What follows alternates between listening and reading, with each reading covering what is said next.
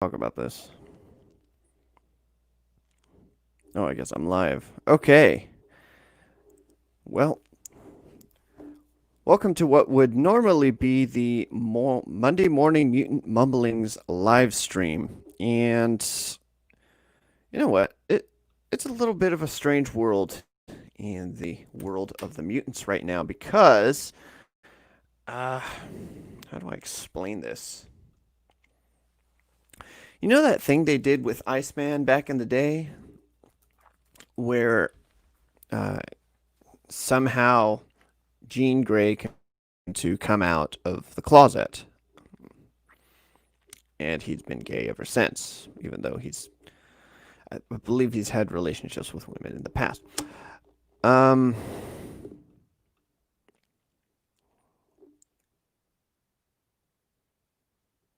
so here we go. We're going to talk about this, and it's going to be a little bit interesting.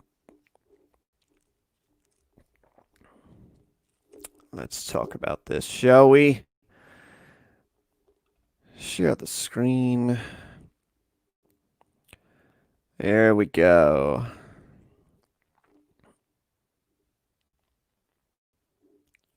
Now, I would never write anything about this because it's just a little bit heartbreaking for me. But here we are, pink news.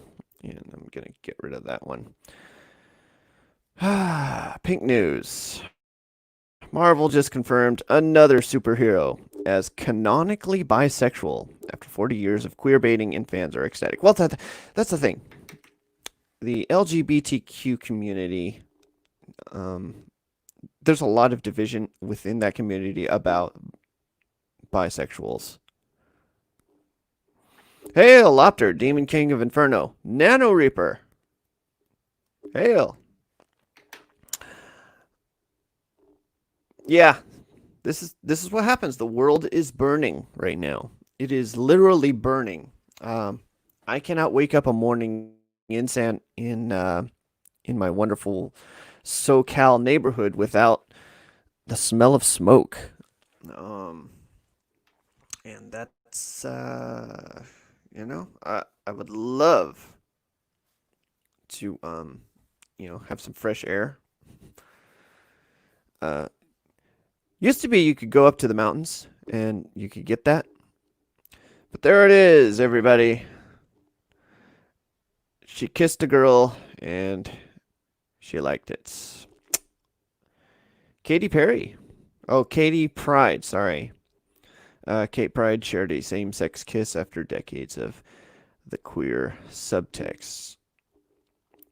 Okay. For decades, Marvel fans have speculated that Kate, formerly known as Kitty Pride, is part of the LGBT plus community. That plus there's getting a little blurry. Thanks in large part to some heavy handed queer baiting. Now, 40 years after the character's first appearance in Uncanny X-Men, a new comic has cemented her status as a bisexual icon. All right, Marauders, number 12. Part of the Marvel's Dawn of X relaunch initiative, details Kate's first moments after being resurrected. She was killed by the villainous Sebastian Shaw, only to be brought back to life on Mutant Nation Krakoa. She's welcomed back to the ranks with a party during which she catches the eye of Rachel Summers, who fans have long believed her to be in love. Rachel leaves before Kate can speak with her, and so she has magic teleport them away to get some fresh air. Something we don't have in California. Who? We're talking about Kitty Pryde Shadowcat.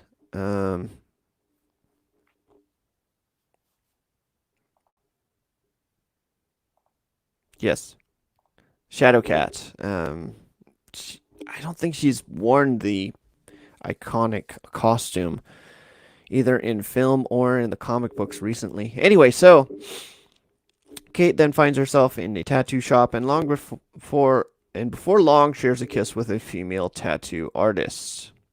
Okay. And then there's somebody talking about never really getting into Marauders when Dawn of X happened, and now they've finally cemented Kate Pryde's status as a bisexual icon. Blah blah blah. Dude, she looks really derpy in that picture. I'm sorry. Whoever's doing the art on this. Ugh. Anyway. So, Kitty Pryde, canonically bisexual. Everybody's celebrating.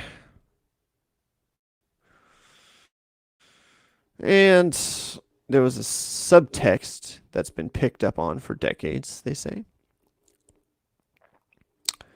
And they talk about it here back in the day. So there's no need for lies between us. Okay, okay.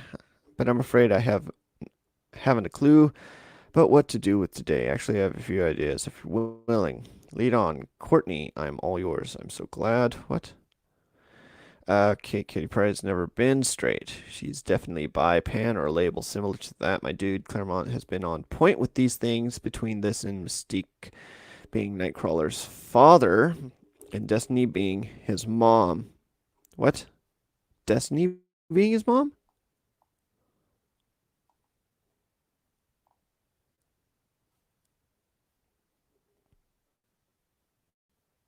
What did I just click on? Okay, whatever. Um, and then there's our fantastic Movie Bob. Anybody familiar with Movie Bob? He is infamous for saying anybody who calls out cuties and calls out people who endorse cuties and review it as a critic, they should be reported. This is Movie Bob. Marvel finally letting a character whose exploits for 40 years consisted of awkward, melodramatic tragedy, intensely close flirting with other women, whose name is Kitty Pryde, come out is like Black Panther, only now taking the mask off and people reacting like Blazing Saddles. Okay, whatever. Funniest thing about 80s X-Men gay coding is that like every teenage girl who came into contact with Kitty Pryde ended up gay just by occasion. Okay, so the thing about these comic books.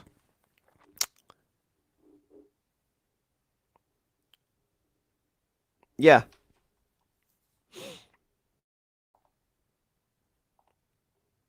My question is they say their community is excited about this, but how about the 4.5% of us population that are gay by comics? What?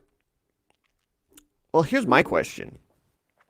You had this character since the 60s, and it would have been great if that character came out then, because that would have been stunning and brave.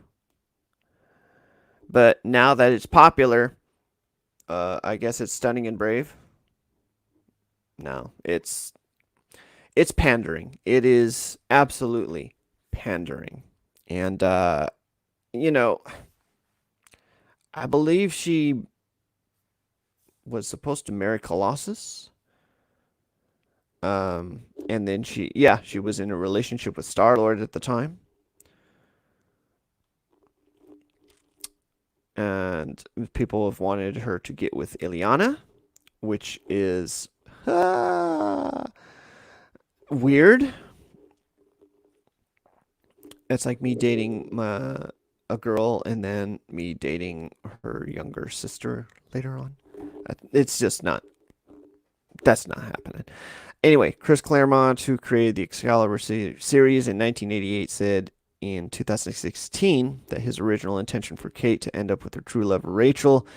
He also tried to canonize her bisexuality in 2002 miniseries Mechanics. Okay, so that's the thing.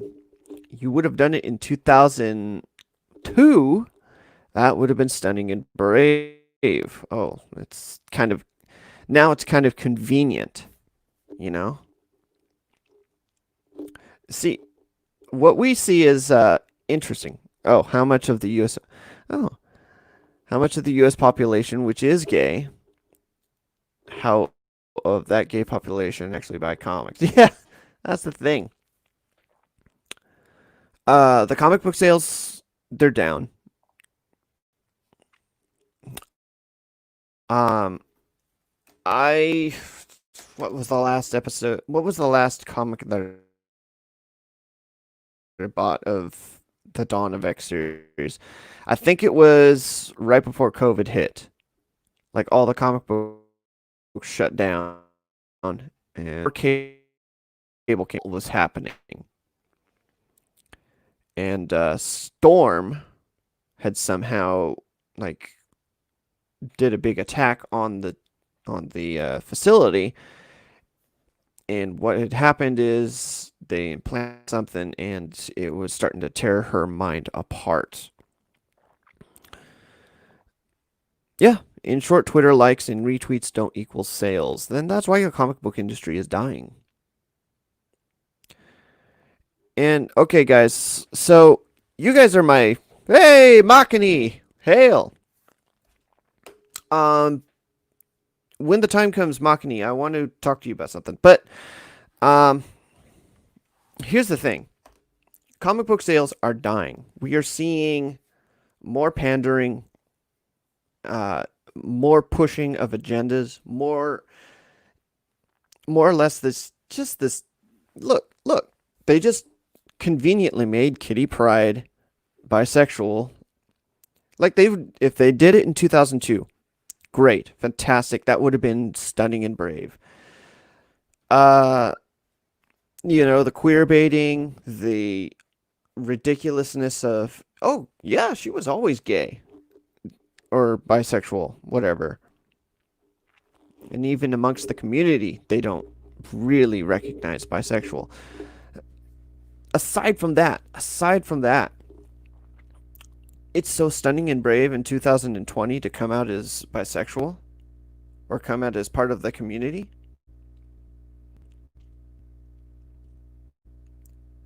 I think if you came out in 1995 as bisexual or you came out in 1992 as gay, that would have been stunning and that would have been brave because that's when the real shit was happening with people like getting marginalized. And the X-Men were a figure of being marginalized. Um, but yeah. Well, it remains to be seen whether Kate will end up with Rachel elsewhere in the Marvel universe. Two gay superheroes recently celebrated their wedding. Wait. See, I didn't, I didn't buy comics for quite a few months. Is this the Hulkling? Yeah, it is. Hulking and Wiccan. Yeah, great.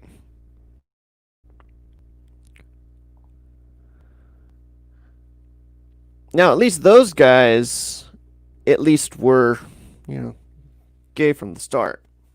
I gotta take that off. Um,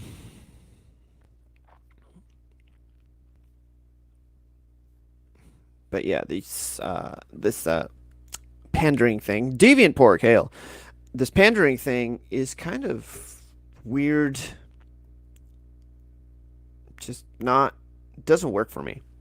Um, just give me good entertainment. Just give me a entertaining comic. Remember when they would like come out of the sky and beat someone into the ground, and then they would smile back at him and say, "Lucky shot," and then just take a one to the chin, and then they would just fly straight up in the air, and it would just be panels and panels of beating the shit out of each other.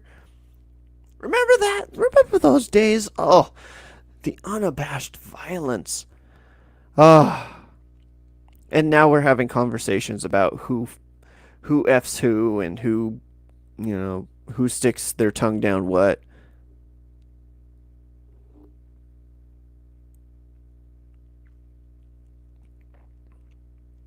This the DC, at least with their Black Label, was able to do something stunning and brave and canonize the size of Bruce Wayne's member. And that's the thing. I loved what Gina Carano was doing. Someone told her that she needed to put pronouns in her bio because it was some sort of identifying with the trans community or whatever. And she didn't have it. And she put another kind of pronoun in her bio. Beep, bop, boop. Oh, yeah. Comic characters' sex lives are best left to fan fiction. Yeah. Now, here's the thing. If you make a comic and you make it Max label, or you make it Black label, and you put up the straight up sex life of Batman and Selena Kyle in there, or you put the Bobby Drake and who is he with? Richter, I guess. If you put those in there, then whatever, that's fine. Um, I came to comics for another reason. I came to be entertained by the back and forth between, two factions. Uh, but initially, I came for the artwork. I came for the artwork. I didn't come for the conversations. I didn't come for, the story. I came to watch a woman with a figure that is to die for beat the shit out of a dude who was a hulking mass within a metal frame. And I'm talking about Rogue versus Juggernaut. Just panels of them fighting. It was a thing, like in the Wolverine comic back in the 90s. They would talk all this mumbo jumbo, and it was right after Wolverine had lost his adamantium. Had Magneto ripped the adamantium out of him during Fatal Attractions, and so Wolverine was exposed to have bone claws at that point. It was the first thing. It was like, oh my gosh, it's crazy. Um, Yes, you don't want me in your bedroom. I don't want you in mine. Unless it's a porno comic, Ray, where you want. Okay, we should. And here's the thing, as a community of independent creators and creatives and writers, we can do that. We can absolutely make that comic book.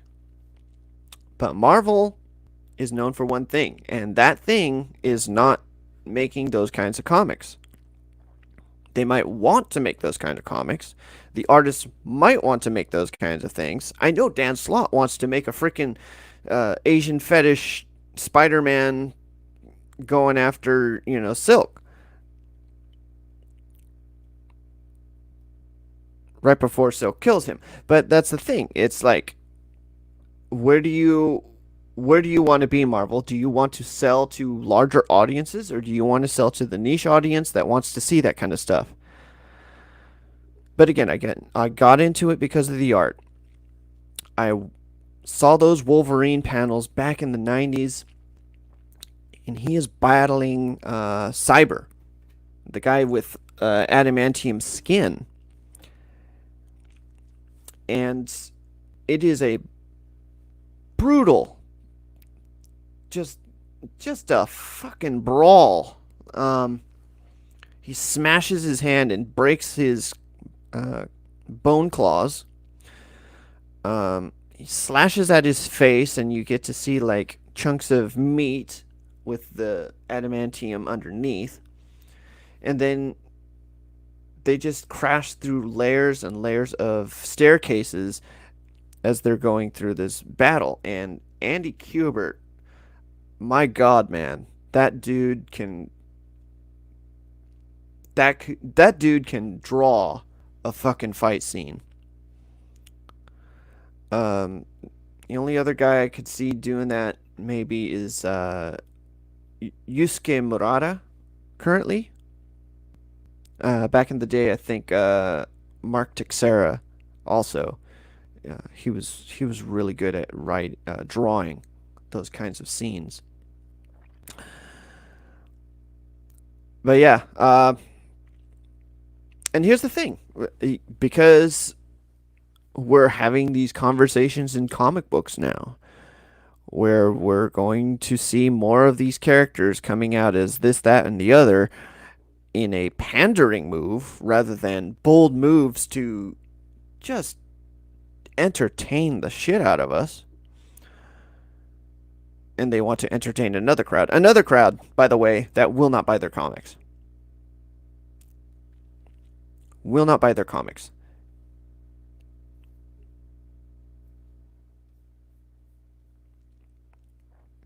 Yeah, the comic book crowd. We, the people of the comic book crowd, didn't ask for this. Um, oh, Frank Miller, Donald Johnson. See, I'm not. I saw some of his stuff for Watchmen, the old Watchmen comics, and it was like this collective of of his works in the Watchmen, and I didn't see his what was it, Dark Knight Returns, but yeah, it Watchmen's the only thing I'm familiar with Frank Miller, and the Watchmen comic book was a deconstruction, to say the least. I did not see a lot of action in that, but again, I haven't seen a lot of Frank Miller's work. Unfortunately, that's that's a problem I have. But yeah, Yusuke Murata is just masterclass when it comes to putting panels together of fight scenes. And the other guy I would think of is Tite Kubo. When he did early days Bleach manga, you could feel the swing of the sword through the page, and it felt like it was you would just come in 2 seconds after he had taken the swing. Um, I do like who's that guy that's doing a lot of the Lionel Francis Yu. I do like his animation style. I just don't know what he. I think he did the fight scene in the first Dawn of X series where Cyclops and Storm were teaming up, and they were both like quibbling over their leadership styles, and they were blasting through. And I like that one. I actually like that one. His artwork is pretty solid. It just sucks that it's accompanied by all this bad writing. Um, yeah, Bendis leaving. I'd love Alex Ross to draw. Dude, Alex Ross is also masterclass. I don't know. So Alex Ross's stuff, I don't know how he does the fight scenes. The team was focused on Wolverine, Warpath X-23, Archangel. Um, what was that? The team focused. Trying to find it. First X-Men books was in fact X-Force by Greg Kyle and Christopher Yost. Oh yeah, yeah, Christopher Yost. You know who is another good artist? I'm gonna probably get ratioed by saying this. The dude that did X-Men Gold, number one. Uh, Now I gotta Google his name because I've totally forgot it. But he was kicked off the title because he had thrown in some dog whistle politics stuff.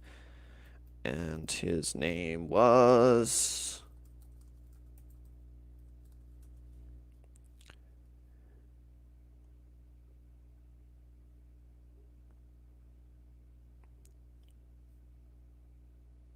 Ardian Syaf. There it is. He's throwing in some Indonesian politics in there.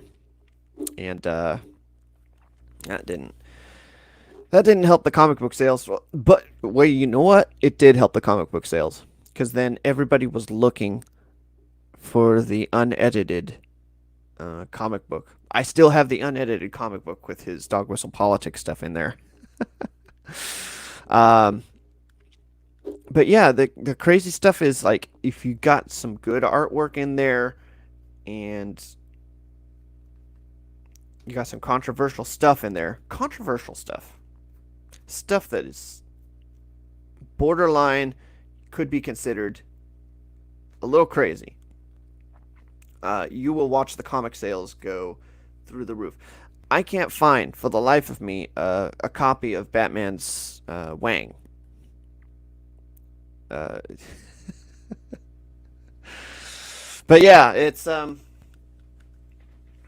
something that I harped on about last week in the Therapy Thursdays. As we are starting to understand what's happening in the industry, with the Hollywood industry, with literature, with comic books, all of these things, all of these mediums, all of these entertainment things that we've been absorbing for the last, geez, most of our lives. We've been saturated with these things, and now they want to flip the switch. Everything we know is gone. Wolverine is in some weird thruple thing, completely out of his character. Gambit is a cuck. Rogue is a side character who doesn't do much. Um, Kitty Pryde's bisexual. How convenient. Iceman's been bisexual, but he hasn't been bisexual. It's weird. I have mixed feelings about Iceman, as I'm assuming most people do.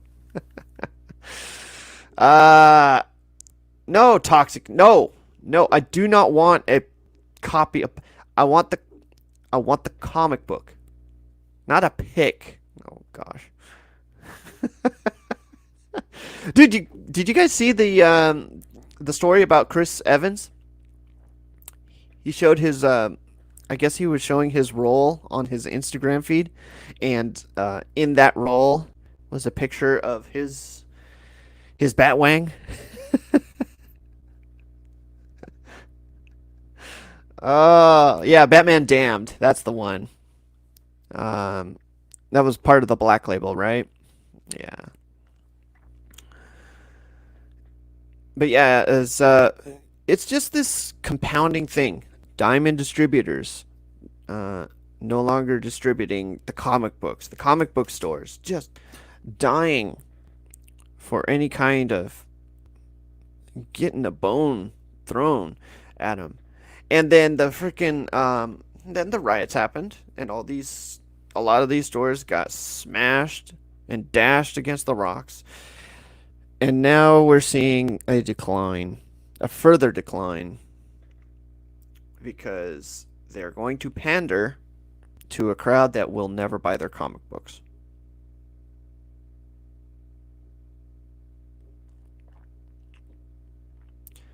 So, like I've said last week, I think it's time that we as creatives start making our own shit because it's not going to get any better. I know my man McKinney in the chat. He's got some killer artwork. And you know what? As I'm seeing him continue to uh, do artwork for both the Phantom Menace, for folks who identify and uh, ally themselves with the Phantom Menace, it's improving. It's getting better. I would like to see like more people do that. I would like to see a collective of people get together and start making a project that can be mass distributed. So I am currently working on something that is gonna be free, and it's gonna be free mostly because I want it to be accessible. I want people to look at it and you know see that there's people who want to do just put cool shit out there. That was the thing. when I read up on Tite Kubo's little journey when Bleach became really popular, it seems like he had lost himself. The deadlines and the continual just trying to push to get to somewhere with the dude. And all the dude wanted to do was to draw cool shit. And he wasn't too concerned with the narrative, with the story. I mean, uh, you had that first season with Bleach where he had gained the powers of a Shinigami, and then you had the Soul Society arc, and that was pretty much all that he had, all that Tite Kubo had, and then they just kept pushing because guess what? The Bleach was popular. Bleach was fucking popular. It was like number 3 behind One Piece and Naruto, and the dude lost heart because it wasn't in him to continue to draw when there was nothing else to draw. It seems like the story had ended for him. And you could see that in the artwork, where he had become less involved in trying to put in the detail because of the deadlines and because of the push. But yeah, as members of the Fandom Menace, as members of Comicsgate, and people are just tired of seeing this shit just pandering and changing the narrative to fit whatever social climate we're in right now. We want to see cool shit. We just want to see cool shit now. So I think this is the time for us to rise up. Ladies and gentlemen, this is the time for us to rise up and start doing some cool shit again. And I'm going to have some stuff. I don't know if it's going to be cool shit, but it's going to be something to look at. And that's why I'm putting it up for free, because I don't have a really high opinion of my artwork. But I appreciate you guys hearing me out this morning. We will probably... I'm going to change this up a little bit next week, because honestly, I'm not reading the Marvel comics. I'm not reading anything from the Mutants now.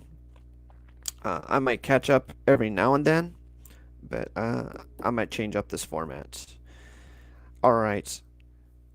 Toxic Man Flu, Machini, Nano Reaper, Toy Brown, Deviant Pork, Alex C, and and Lopter, Demon King of Inferno. So yeah, thanks for joining me this morning. And holy shit, I had banners and brands and shit. When did I get upgraded? Okay, cool. Well, I will see you in a bit, guys. Thanks for joining me. Bye.